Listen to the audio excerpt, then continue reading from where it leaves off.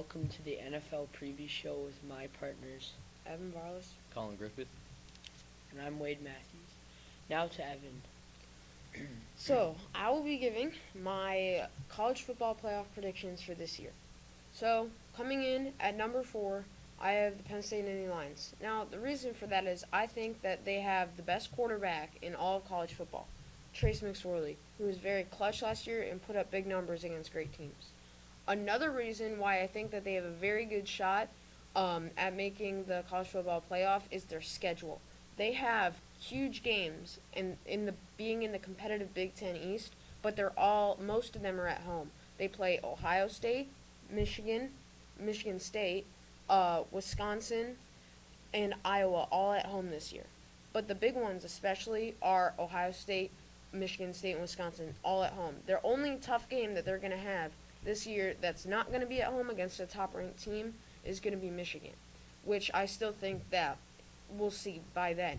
And then also they had some great recruits this year. Coming in at the number 4 recruiting class, some of their biggest recruits like Micah Parsons, Justin Shorter will really help contribute to their team this year. And I think that even though they lost a lot of players like Saquon Barkley, Marcus Allen on the defensive end, I think that they have some good young core depth and that they'll be able to do really well.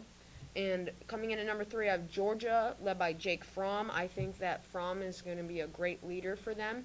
And he showed a lot of poise in the college football playoff last year. And I think he has the leadership to take them there again this year. DeAndre Swift.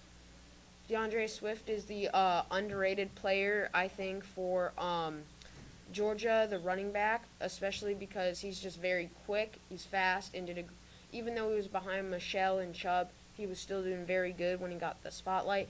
And the recruits. Georgia had like the number 1 recruiting class this year, and that was headlined by Justin Fields. So I think that Georgia's recruits will help them a lot too. At number 2, I have Clemson, led by Kelly Bryant. We don't know if Trevor Lawrence will get some playing time at quarterback, the number 2 quarterback in the country coming out for the recruits. But I think that Kelly Bryant, coming into his sophomore year, will be able to lead the team farther and just improve his downfield passing. And I also think Clemson's D will be very good, led by Cleveland Farrell. I think that their pass rush, who's always been good, will be good again. And then finally, Dabo Swinney, one of the best coaches in college football. I think that he's got the leadership potential to lead his team to the playoff again. And then at number 1, Alabama, Tua Tagovailoa, after the championship game, did very well. And I think that he'll be the starter this year, and he'll just continue what he's done. Damian Harris at running back, I think, will have a breakout season this year. He'll rush for at least 1,000 yards. And then finally, their D, Sean Dion Hamilton's coming back. Their D was very weak last year from injuries, but they recovered that all. So that is my college football player predictions. Now to Colin with fantasy football. Okay, players to watch in this year's fantasy football. At wide receiver, I have Juju Smith-Schuster. He was last year the top slot receiver in my opinion, and I think coming off, this is his second year, he will do even better than he did last year.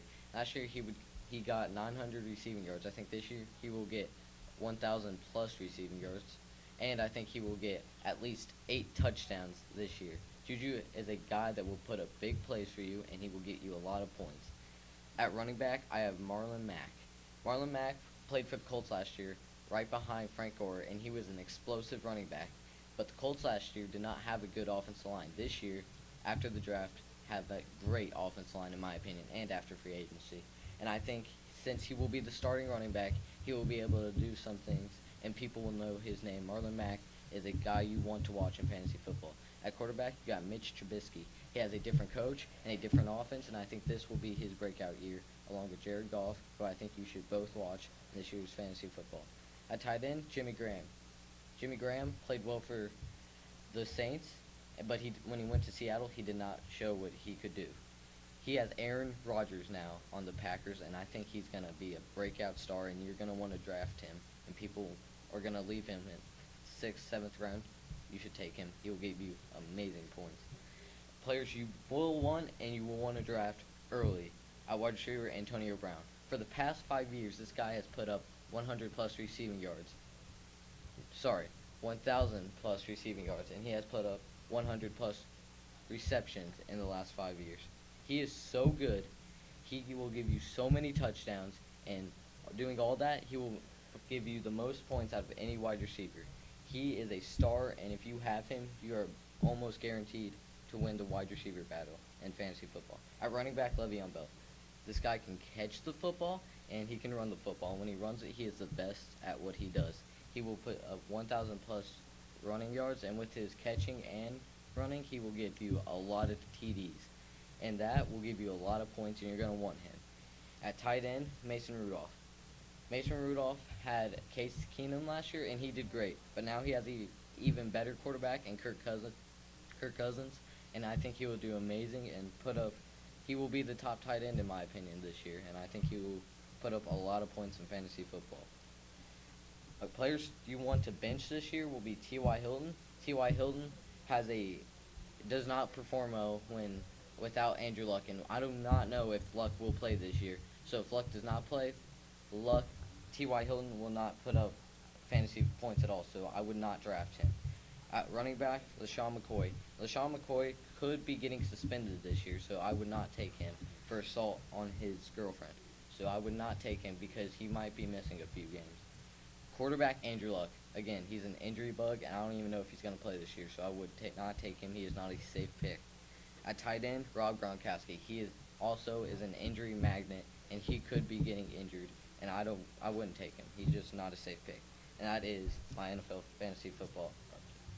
We're going to start now with our MVP predictions, Evan. So really quickly, my MVP prediction is Antonio Brown.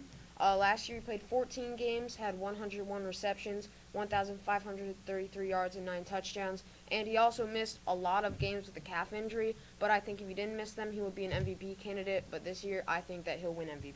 I think Le'Veon Bell will win it. He can be the best running back in the league, and he can be a top 5 receiver in the league. Le'Veon Bell can do everything.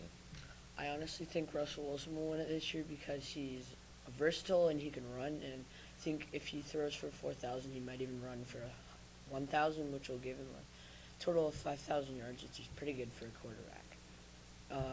That wraps it up for our football preview show. I'm Wade, and this is Evan. Colin.